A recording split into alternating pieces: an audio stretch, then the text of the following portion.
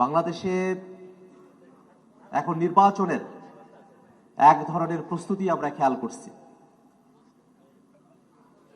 কিন্তু যে নির্বাচনটা 2026-এ অনুষ্ঠিত হতে যাচ্ছে সেই নির্বাচনটা নিছক কোনো ক্ষমতার পরিবর্তনের নির্বাচন হওয়ার কথা ছিল না। আমরা যারা ফেসিবাদী আমলে রাজনীতির সঙ্গে যুক্ত হয়েছিলাম, আমরা সে সময় থেকে চেয়েছিলাম যে এই বাংলাদেশটাতে যে ফেসিবাদী কাঠামো, যার মধ্য দিয়ে ফেসিবাদ জিইয়ে থাকে, যে কাঠামোটা বাংলাদেশকে ফেসিবাদী করে তোলে, সেই কাঠামো থেকে উতরে গিয়ে নতুন এক কাঠামোর রাজনীতি প্রতিষ্ঠা করা, সেটা আমাদের দীর্ঘদিনের লক্ষ্য এবং চাওয়ার জায়গা ছিল। যে নির্বাচন 26 সালে অনুষ্ঠিত হবে, এই নির্বাচনের একমাত্র এজেন্ডা হওয়ার কথা ছিল সংস্কার, কিন্তু নানাভাবে এই নির্বাচনটাকে একটা শোডাউনের নির্বাচনে পরিণত করা হয়েছে। একদল বলছে যে আমরা আগে ক্ষমতা পরিচালনা করেছি, অভিজ্ঞতা আছে। আর একদল বলছে যে আমরা কখনোই ক্ষমতায় আসি নাই, আমরা নতুন কিছু দিতে চাই, যদিও তারা মন্ত্রিত্ব শেয়ার করেছে।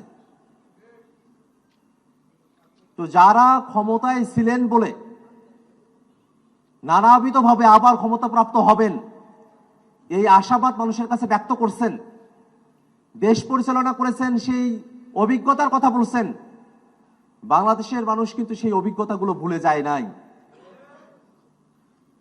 আবার যারা মন্ত্রিত্ব শেয়ার করে আজকে নিজেদেরকে নতুন বলে দাবি করছেন, তারাও কিন্তু জনগণের কাছে অর্ধ সত্য বক্তব্য উপস্থাপন করে মানুষকে অন্ধকারে রাখা রাজনীতিটাই আপনারা করে যাচ্ছেন। বর্তমান যে বাংলাদেশ, এই সময়টাতে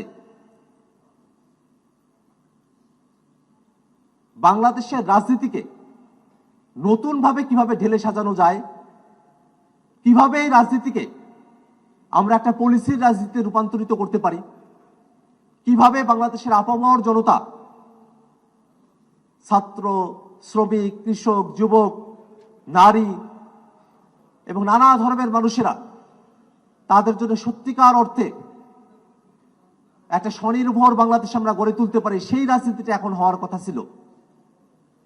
কিন্তু সেই রাজনীতিটা না হয়ে শুধুমাত্র ক্ষমতা দখলের কে কেন্দ্র করে নানা ধরনের বাইনারি তৈরি করে বাংলাদেশের মানুষকে সামনের নির্বাচনে ভুলভাবে প্রভাবিত করার এক ধরনের প্রবণতা আমরা রাজনৈতিক দলগুলোর কাছে আমরা লক্ষ্য করছি।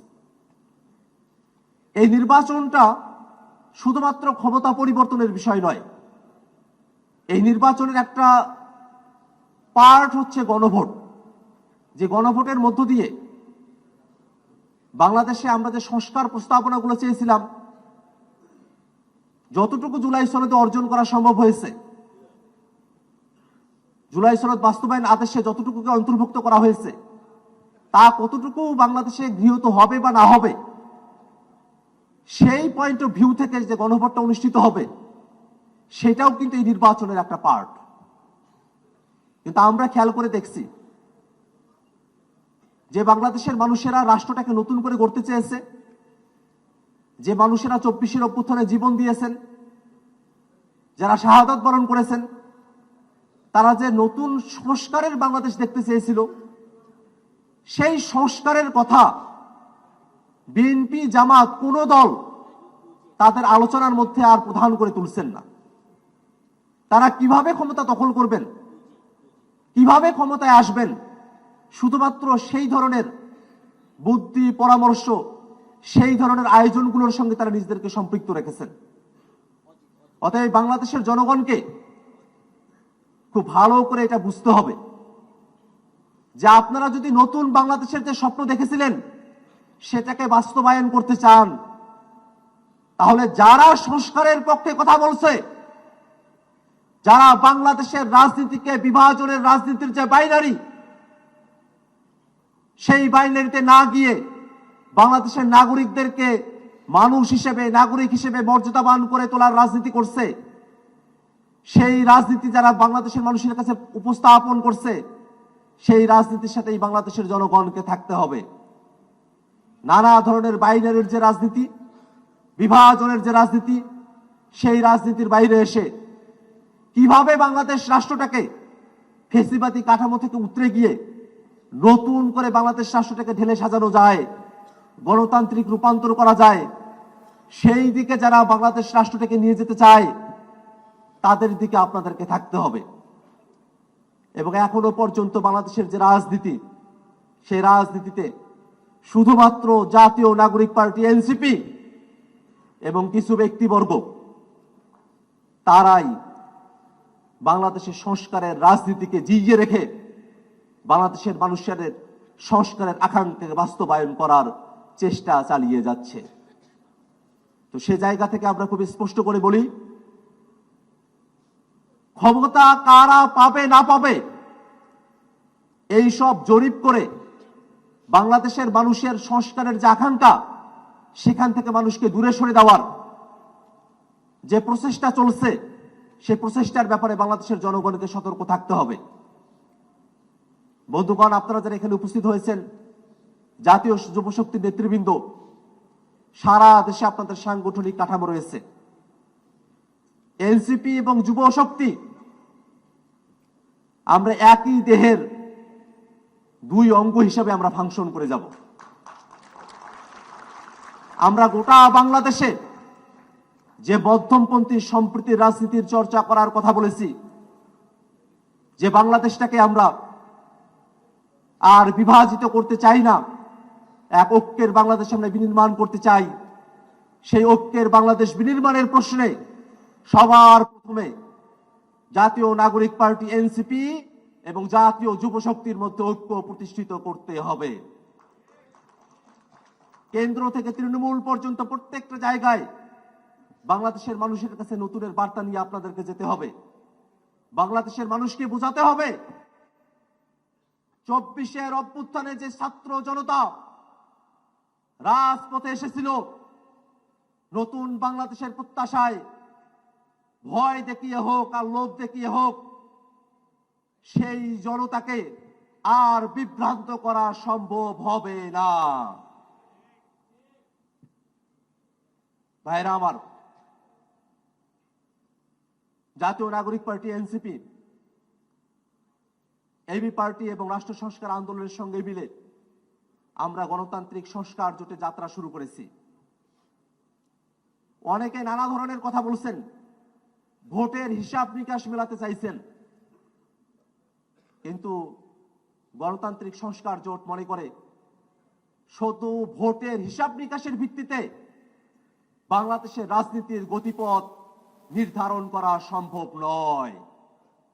একটা সঠিক রাজনীতি কারা বাংলাদেশকে উপহার দিতে পারলো, তার উপরে সামনের নির্বাচনে বাংলাদেশের জনগণ তাদের সিদ্ধান্ত গ্রহণ করবে। অতএব